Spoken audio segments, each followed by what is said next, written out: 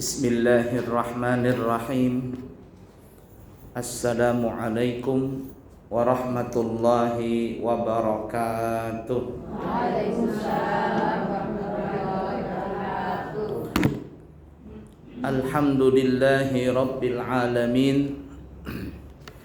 Allahumma fasalli wa sallim ala sayyidina wa nabiyyina wa maulana Muhammadin Sayyidil Anbiya'i wal Mursalin wa ala alihi wa ashabihi wa azwajihi wa dhurriyyatihi wa man tabi'ahum bi ihsanin ila yaumiddin, amma ba'du.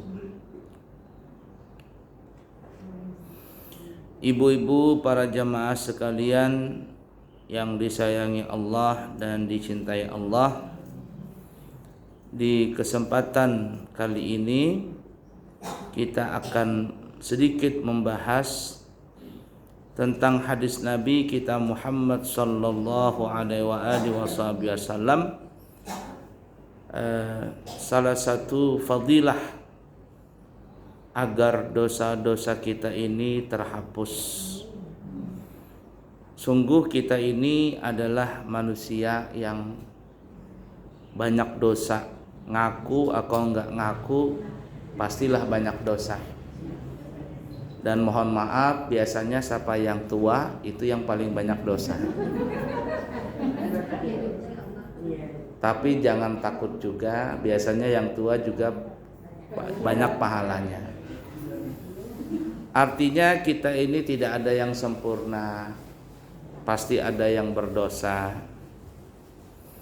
Nah, tips hadis dari Nabi kita Muhammad SAW yang kita akan bacakan siang hari ini adalah bagaimana cara bisa menghapus dosa tadi. Nah, disebutkan di dalam hadis riwayat Imam Bukhari, dalam Imam Muslim, Malik, Tirmidzi, Nabi kita dari Abu Hurairah radhiyallahu taala anhu, Nabi kita Muhammad sallallahu alaihi wasallam bersabda, apa kata Nabi? Ala adullukum ala ma yamhullahu bihil khataya.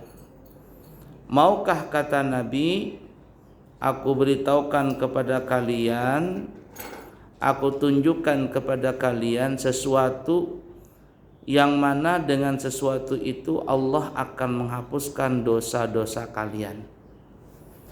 Wa yarfa'u bihid darajat, dan juga mengangkat derajat kalian. Dosa kita diampuni, derajat diangkat. Nah, enakan begitu.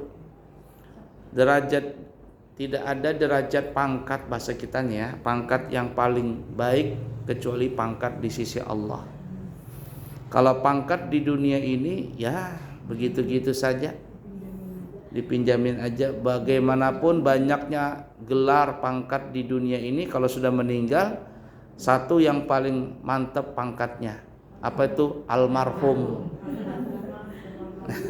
Nggak ada lagi nanti di kubur apa namanya itu profesor, doktor, LC, MA, SAG, macam-macam, MPDI, ini itu tidak ada.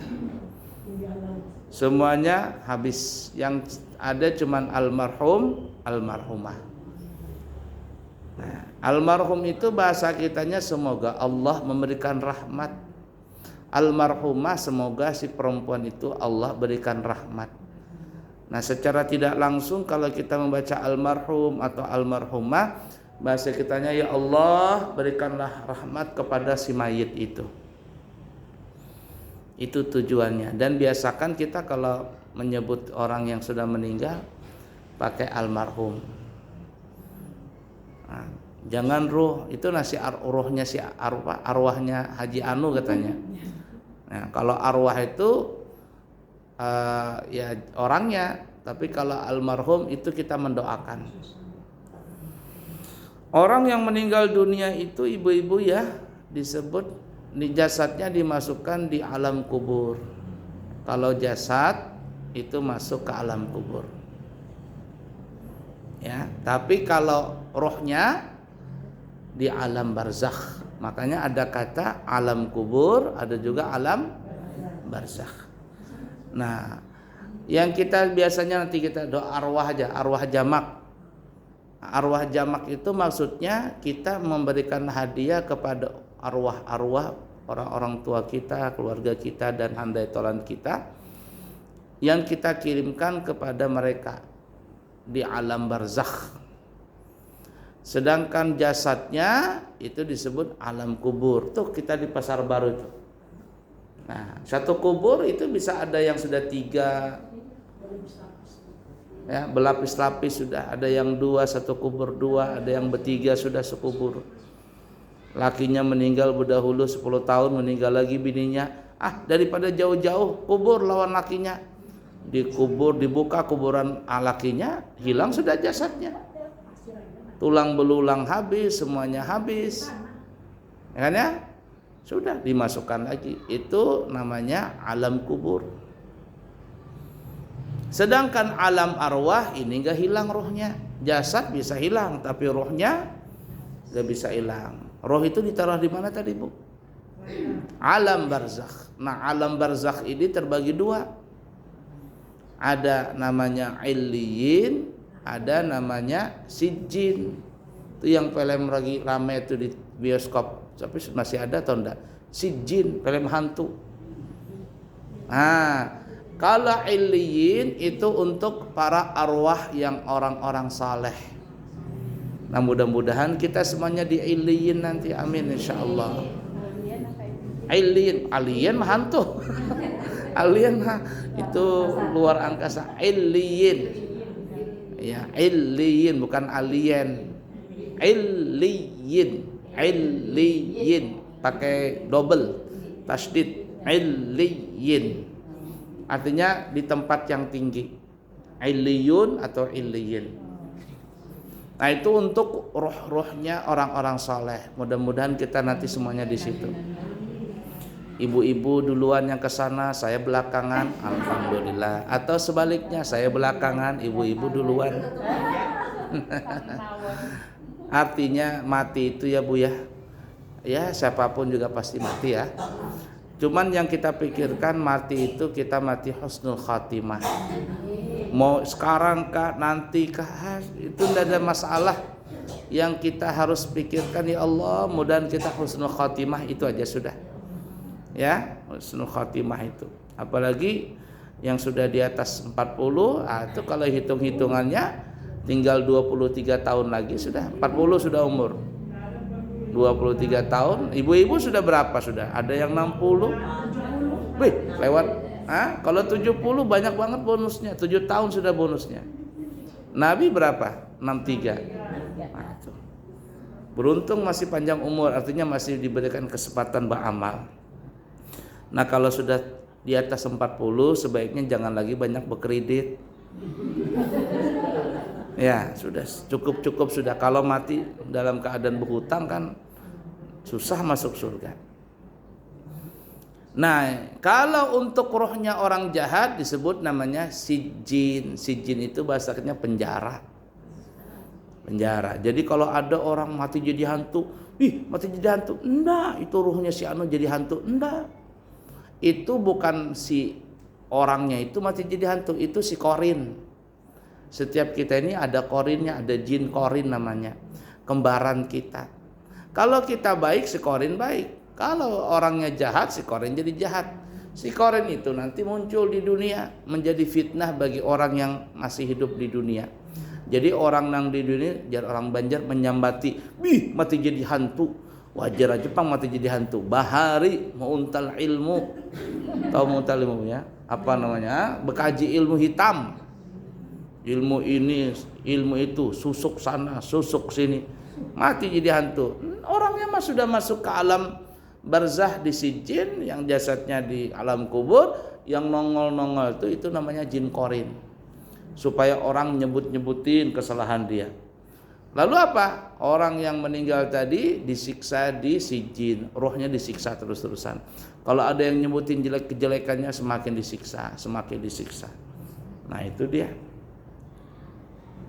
Yang gentayangan tuh jin. Ya, jin. Makanya sekarang jin itu udah ada harganya. Coba lihat di media sosial tuh. Ada hantu muncul kuntilanak dipukul orang kepalanya tepak begitu. Ya, ada kuntilanak begitu ditelanjanginya hilang kuntilanak. Ya, pocong dibuka tali pocongnya, lari pocongnya. Nah, itu hantu udah ada harganya sekarang. Nah, jadi sebelum kita meninggal, mudahan diampuni dosa kita. Amin insyaallah. Nah, bagaimana caranya diampuni dosa tadi? Nabi memberikan memberikan tips. Kata Nabi, maukah kalian kuberitahu agar Allah mengampuni dosa kalian dan mengangkat derajat kalian? Qalu bala ya Rasulullah. Maka para sahabat berkata, enggih ya Rasul, mau bahasa kitanya. Qala, maka Nabi bersabda. Nah, dengarkan ini. Yang pertama, tipsnya untuk menghapus dosa, isbagul wudu'i alal makarih, menyempurnakan wudu pada keadaan yang tidak enak. Pada keadaan yang lagi nggak enak, pas kita berwudu di situ kita memaksakan diri untuk menyempurnakan wudu, alias basuh wajah 3 kali, tangan 3 kali, semuanya sempurna wudunya. Kapan kira-kira waktu yang malas kita berwudu itu? Waktu di dingin. Kedinginan. Ntar lagi saya insyaallah tanggal 27 Desember berangkat insyaallah. Ya, ada 2 minggu nggak lagi? Ya, segitulah. Desember ini 27 berangkat Desember, pulang insyaallah nanti tanggal 9 atau tanggal 10. Berarti saya di Mekah itu selama 2 tahun. 2 tahun di sana. Kau 2 tahun, Pak? 2023 sama 2024. Nah, insyaallah kembali ke Balikpapan tanggal 9 atau tanggal 10. Insyaallah setelah itu kurang lebih 15 sampai 20 hari lagi berangkat lagi. Bawa rombongan yang kedua bulan Januari. Nah, itu musim dingin, Bu. Desember ini puncak-puncaknya sama Januari. Dingin sekali. Dingin tuh di kota Madinah. Makanya saya bilang sama istri, sediakan ini sarung tangan. Sarung tangan tuh sarung tangan itu orang kerja tuh. Nah itu, karena kalau nggak pakai itu kita habis berudu ini beku ini, darah ini kencang nih, beku. Jadi harus pakai itu. Ini saya selendang aja, nanti saya bawa selendang yang tebal supaya bisa nutup telinga, hidung, leher, ya, mulut maksudnya. Ah itu berdarahan hidung, bibir pecah-pecah. Nah itu. Ya, pokoknya baru datang di kota Mekah, di kota Madinah langsung pecah sudah semuanya. Dingin. Nah, kita kalau musim dingin seperti itu malas wudu. Tapi kata Nabi, siapa yang melakukan wudu pada saat keadaan yang dia tidak suka, maka Allah hapusin dosanya dia. Hari dingin nih, bangun mau salat tahajud, dingin banget, malasnya wudu. Hendak guring aja. Nah, kita paksain tadi berudu dengan secara sempurna. Ya, maka Allah ampuni dosa-dosa kita. Maka disebutkan dalam riwayat hadis ya, kalau ada orang berudu itu akan keluar dosanya dengan tetesan-tetesan wudu. Kalau di kepala dia akan netes dari dagu atau jenggot, yang punya jenggot, nah tetesan. Kalau di tangan, tetesan di siku atau di sini ujung jari. Netes dia, maka netes juga dosanya. Luntur bahasa kitanya. Luntur. Di kaki juga begitu. Ada lagu Bimbo zaman dulu. Ku basuh wajahku, ku sucikan penglihatanku. Itu kan ya? Pernah dengar enggak? Kalau zaman dulu kalau sudah bulan puasa atau mendekat hari raya, Bimbo keluar lagunya. Ya. Ku basuh tanganku, ku sucikan. Apa itu? Pokoknya gitulah. Nah, hafal juga saya. Lagu Bimbo masih kecil zaman dulu. Masih hidup kah Bimbonya atau meninggal sudah ya? Masih hidup ya. Tua-tua sudah tuh. Dikasih air panas, Enggak apa-apa. kelihatan juga dosa-dosanya. Iya. Bukan air panas, air hangat ya. Misalnya, Nggak apa-apa. kita kasih air panas. Lah kita di Mekah di Madinah itu kan di WC-nya ada air panas. Air dingin, air panas. Enggak apa-apa. Boleh. Kalau kita pakai air dingin, kedinginan lagi kita. Tapi ada orang berangkat haji atau berangkat umrah, enggak pernah sebelumnya itu enggak pernah masuk hotel, enggak tahu apa-apa. Sekalinya masuk hotel di Mekah atau Madinah, buka keran, terbuka banyu panas. Wah! Terkujul-kujul orang banyak kepanasan. Nah, sebenarnya kan harus dibuka dua-duanya, yang dingin dibuka, yang panas dibuka. Jadinya airnya hangat, panas-panas kuku kata orang Banjar, kata orang Jawa. Boleh ya seperti itu. Dingin sekali. Saya belum berangkat sudah membayangkan dinginnya bagaimana. Karena sudah berapa kali. Di Madinah 5 derajat. Iya. Berkukus semuanya. Pokoknya kalau pulang dari salat di masjid Nabi pulang tuh langsung kemana larinya? Ke WC. Penuh WC. Kenapa orang semuanya pada mau kencing semua? Walaupun kita nggak banyak minum, tapi karena dingin kencing terus-terusan. Ya, lakul hal. Ya begitu ya. Yang pertama, jadi salah satu untuk menghapuskan dosa adalah berwudu pada saat waktu-waktu yang kita nggak sukai. Yang kedua, wa kathratul khuta ilal masjid, banyak melangkah ke masjid. Ya, zaman dulu disuruh orang berjalan ke masjid itu pakai jalan kaki. Ya, jalan kaki. Sekarang hampir bermotor semua. Walaupun rumahnya paling-paling cuman jarak 50 meter, bermotor. Motor. Ya. Makanya kita banyak penyakitan. Kenapa? Malas jalan. Tapi kalau kita di Mekah atau berumrah, dipaksa kita jalan. Coba nanti ya yang berangkat umrah tuh. Itu baru pertama kali datang, sehari aja langsung kebal ini kaki nih. Telapak betis ini nah. Rasa kencang semuanya. Tapi itu sehari 2 hari, pokoknya kita jalan sakit banget. Sehari 2 hari. Namun kalau sudah masuk ke 3 hari, aman sudah. Ya, dia kan masih terkejut uratnya itu, karena kita nggak jarang jalan. Nanti itu sakit kaki itu. Jalan ke sana, jalan ke sini. Tapi aneh ya, kalau ada orang yang asam urat atau apa, karena dia niatnya ingin ibadah, sampai di sana nggak ada sakit katanya. Asma itu kan kalau musim dingin kan bahaya, tapi karena niatnya memang ibadah, katanya saya di sana tuh nggak ada sakit asma apa. Nah itu, kenapa? Sugesti itu telah masuk ke otak dan perasaan dia, hatinya dia, sehingga rasa sakit apa itu hilang semua. Karena saking gembiranya itu nah. Gembira orang berumrah tadi, berhaji itu umrah, bergembira orang. Siapa yang tidak gembira kan ya? Dan Masya Allah tidak pernah orang jerah kalau habis berhaji atau berumrah. Kalau kita pergi ke tempat lain mungkin kita jerah, aku enggak mau lagi ke sana. Sudah pernah, atau apalagi dulu aku gak mau ke situ. Kenapa?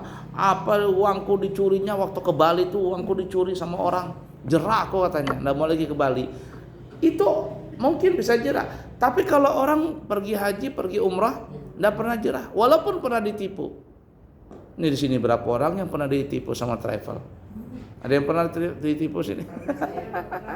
Saya 2 kali ke 3 kali ditipu sama travel. Nah, ya.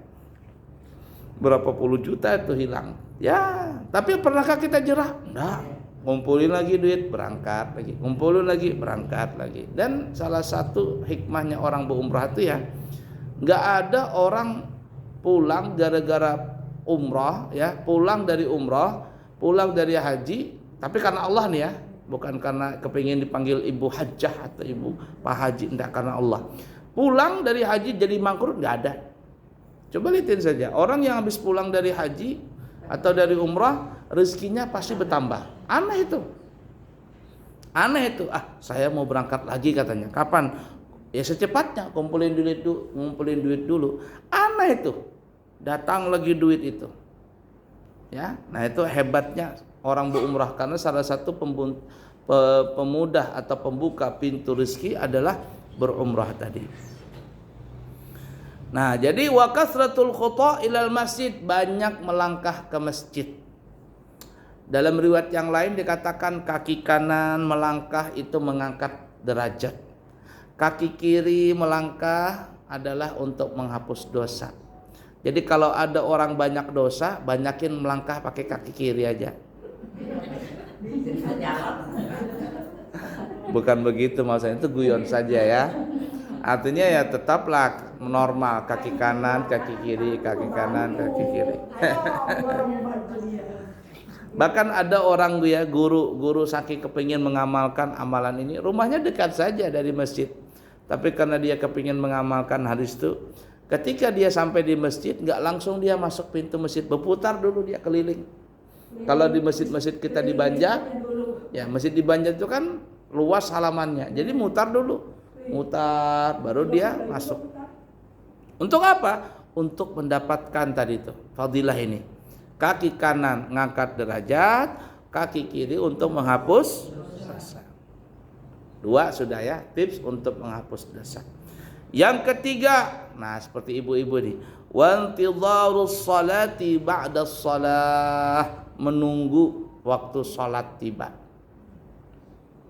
Selesai salat nunggu lagi kita. Selesai salat nunggu lagi kita.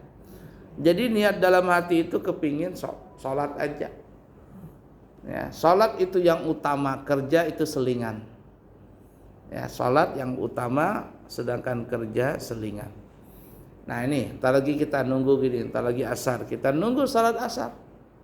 Selama kita nunggu ini dosa kita terampuni terus. Selesai salat asar kita pulang, ya istirahatlah dulu kan ya. Nunggu sambil maghrib, ya sebelum maghrib, ya anulah bikin pisang goreng, ngopi-ngopi dulu. Nah sampai waktu mau dekat maghrib, entar lagi maghrib nih, ya sikat gigi, mandi dan sebagainya. Nah, baru salat. Selesai maghrib, duduk di sejadah, daripada ngawur-awuran, ambil yasin, baca yasin, tabarak waqiah, supaya bisa berangkat umroh. Ibu-ibu kalau yang belum berangkat umroh, banyakin baca yasin, tabarak waqiah. Kalau enggak berangkat juga, baca surat tanah.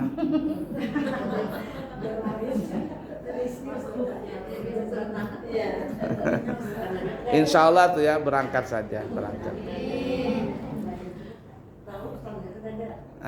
Surat tidak ada. Saya terus terang juga nggak terpikir bisa berangkat terus, tuh nggak terpikir. Dulu menghayal aja. Dulu ada ibu saya punya koper haji tuh, koper haji kan. Jadi saya tuh guyon canda sama mama, mak nanti ulun berangkat haji pakai tas ini. Saya kan bukan orang kaya, kata mama. Mama ada-ada aja ajarnya, kata mama. Mahayal-hayal aja. Artinya nggak mungkin bisa berangkat lah. Ya, nggak mungkin bisa berangkat. Tapi masya Allah, kurang lebih cuma setahun atau 2 tahun, ternyata saya bisa berangkat haji, berangkat umroh. Sekolah ke Hadramaut dapat beasiswa lagi. Bingung juga mama itu kok bisanya berangkat itu loh. Nah ya, jadi masya Allah, karena memang ada jalannya berangkat. Nah jadi menunggu waktu sholat.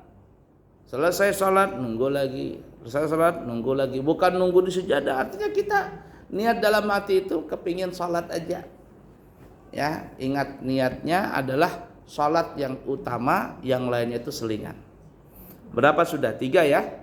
Nah, isbagul wudu, berudu, menyempurnakan wudu di waktu yang kita nggak sukai. Kemudian banyak melangkah ke masjid. Yang ketiga menunggu sholat. Ini otomatis kalau kita melakukan salah satu yang 3 ini, atau apalagi 3-3-nya, karena berkaitan semuanya, itu otomatis walaupun kita tidak minta diampunin sama Allah, Allah langsung ngampunin. Kalau ibarat kata itu handphone atau komputer, antivirusnya jalan, otomatis dia terhapus. Terhapus sendiri. Walaupun kita tidak baca istighfar, walaupun kita tidak minta ampun, dengan melakukan ini otomatis langsung terhapus. Apalagi kita minta ampunin, itu lebih hebat lagi.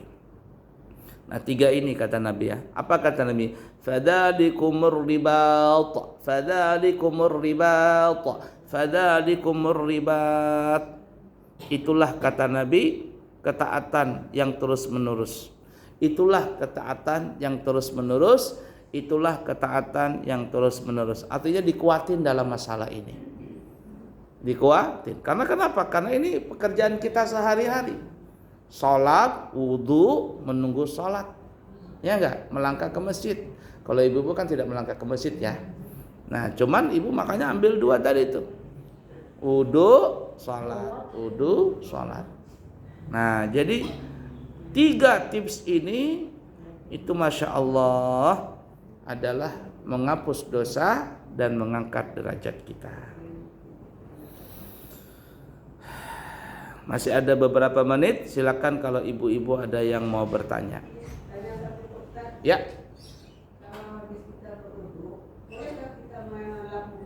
Baik. Kalau mengeringkan air wudu yang ada di badan kita setelah berwudu itu hukumnya makruh. Makruh, jangan dilap, jangan dikeringkan atau bekipik-kipik, ajar orang Banjar bekipik. Nah, jangan begini-gini. Makruh hukumnya ya. Biar kering sendiri Pak ya. Biar kering sendiri. Kecuali kalau ada hajat atau memang enggak bisa lagi, kedinginan. Ya, di Mekah atau Madinah itu, dingin banget kalau nggak dilap, beku, menggetar ini. Ya, itu biar kita nggak menggetar sendiri tangan, menggetar saking dinginnya, menggetar. Nah, dilap dulu, ya, menggetar. Saya kalau sholat kadang kalau musim dingin itu menggetar. Menggetar. Nah, kalau kondisi seperti itu daripada kita parah atau tambah sakit, maka boleh aja dilap. Tapi kalau nggak ada perlu apa-apa, makruh untuk dilap tadi. Baik, ada lagi pertanyaan? Ya, boleh. Gimana cara buat surat hibah? Cara buat surat hibah. Surat hibah. Datang ke KUA. Datang ke KUA. Resmi ya, yang resmi. Datang ke KUA. Saya sarankan kalau kita mau nyumbang rumah atau masjid atau apa, ya bendanya benda bertahan lama nih ya, seperti tanah atau rumah, itu kalau bisa jangan hibah, tapi kita bikin surat wakaf. Karena kalau kita hibahkan nih rumah kepada seseorang atau kepada yayasan. Yayasan ini suatu saat bisa menjual tanah tadi karena dia hibah. Hibah itu tahu nggak artinya Bu? Ngasih namanya hibah. Kalau sudah meninggal namanya warisan. Kalau masih hidup hibah. Saya sampean kan ngasih saya. Kalau sudah dikasih ke saya, terserah saya. Saya mau pakai, saya mau jual kan terserah. Tapi kalau wakaf itu nggak boleh dijual. Itu dulu kita tanah pesantren yang kita kumpulin itu duit kemarin ya. Itu saya beli tanah tadi. Ya kan kita kumpulan duit, kita beli tanah, lalu tanah itu saya balik nama atas nama saya. Atas nama saya bukan niat ingin menjual lagi enggak. Saya jadikan ke atas nama saya, lalu saya wakafkan lagi ke yayasan. Artinya sumbangan orang ini saya belikan tanah, saya atasnamakan nama saya, kemudian saya wakafkan lagi ke yayasan, saya lagi yang terima. Jadi maksudnya saya ini cuma perwakilan dari orang-orang yang banyak yang menyumbang untuk wakaf tanah tadi. Cuman saya yang mengatasnamakan saya, yang lain itu cuma ikut nimbrung hartanya saja. Nah, kalaupun saya meninggal dunia, tanah itu nggak boleh dijual. Ya, pemerintah nggak bisa tukar guling, nggak boleh. Kecuali harus ada 3 tanda tangan 3 menteri. Dulu ada beberapa tahun yang lalu orang datang ke saya. Katanya, Pak, kami mau bikin jalanan batu bara. Nah, terus maksudnya apa? ya ini kena jalurnya kena tanah pesantren. Kata saya jangan, ini tanah wakaf. Enak saja mau ngambil tanah pesantren saya. Pinggir ke sana. Akhirnya dia mundur. Sekarang lagi bikin jalanan batu bara itu. Kalau ibu-ibu yang ke sana itu nanti ada apa? Water pass apa namanya itu? Jalanan yang dari bawah tanah itu nah. Jadi nanti mobil batu bara lewat di bawah, kita lewat di atas. Nah, itu lagi bikin, mungkin sebulan lagi selesai itu. Nah itu ya. Nah itu makanya wakaf lebih kuat daripada hibah. Buat anak-anak gitu. Kalau mau buat anak-anak kan lebih ya, supaya Ya kalau untuk anak-anak itu, warisan. kalau sudah meninggal itu warisan. Ya, ada ini waktu masih hidup. Ya itu dirembukan saja, dirembukan saja. Boleh bikin surat, mama kasih kamu rumah ini, kamu kasih rumah sana. Ya boleh dengan omongan, boleh dengan surat. Nah kalau masih hidup namanya hibah, kalau masih sudah meninggal namanya warisan. Warisan Garis dari ke KUA ya. Anda juga. Masih hidup, masih hidup. Kalau itu kirain tadi mau nyumbang ke yayasan, ke pesantren. Anak-anak, buat anak-anak. Kalau anak-anak saja surat menyurat saja, kemudian materai sudah selesai. Nah, di pengadilan kayak dulu. nah kalau pengadilan pengacara aja, pengacara apa ini? Ini nih apa namanya nih? Yang akta tanah itu apa namanya? Akta notaris, ke notaris saja cukup sudah. Ya. Paham ya? Nah, seperti itu. Ada orang begitu, memang banyak orang kaya katanya supaya tidak ribut saya bagikan dulu harta saya sama anak-anak. Jadi masing-masing dikasih rumah, dikasih tanah, dikumpulin, itu harus adil ya. Harus adil tuh. Kalau nggak adil nanti dia marah dia anak tadi. Nah, dia adil. Ada orang punya anak angkat juga. Anak angkat tuh nggak boleh dapat harta warisan. Nah, supaya dia dapat ini anaknya diangkat dari kecil. Ya, supaya dia dapat harta sudah caranya tadi sebelum meninggal panggilkan anak asli, anak angkat kumpul. Dikasih tahu ini kamu adalah anak abah semuanya, cuman yang ini anak angkat abah dan abah sudah menganggap ini anak abah sendiri. Dan kalian bersaudara. Iya, Bah, kami juga anggap itu saudara kami. Ya sudah. Pakai surat kan Pak Ustaz. Iya. Makanya nanti suratnya itu boleh kekeluargaan, dikasih materai, tanda tangan semuanya, persetujuan. Kalau mau kuat ke notaris, ya tanda tangan di notaris. Selesai sudah. Itu beda ya Pak antara anak laki atau perempuan? Kalau masih hibah itu terserah kita. Cuman ya tadi kalau nggak adil nanti mereka marah. Sebaiknya kita seadil-adilnya.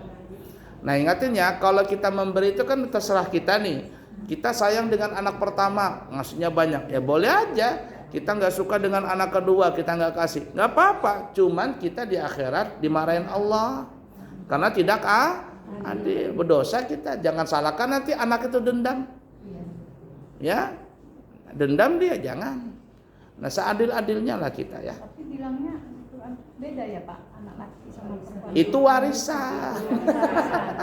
Kalau kita sudah meninggal dunia nih ya, waktu di dunia kita belum sempat bagi-bagi harta ke anaknya.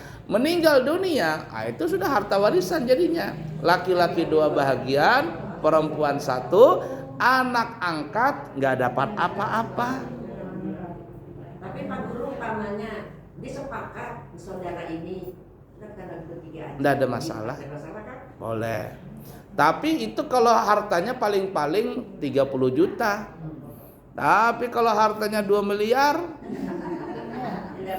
yang anak laki-laki mikir 2 kali. Boleh.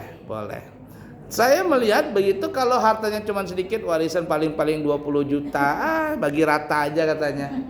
Paling-paling dapatnya cuma berapa juta. Tapi kalau hartanya 20 miliar, selesai sudah. Ribut. Apalagi dulu bapaknya punya istri muda, punya istri tua, istri muda, selesai sudah. Ribut, anaknya yang istri pertama ribut gitu. Ya. Baik. Ada lagi pertanyaan? Habis? Cukup? Baik. Kalau Oh iya sudah. Yang baik dari Allah, yang buruk dari pribadi, minta maaf, minta ampun. Subhanakallahumma bihamdika asyhadu an la ilaha illa anta astaghfiruka wa atubu ilaihi wa akhirul kalam. Wassalamualaikum warahmatullahi wabarakatuh.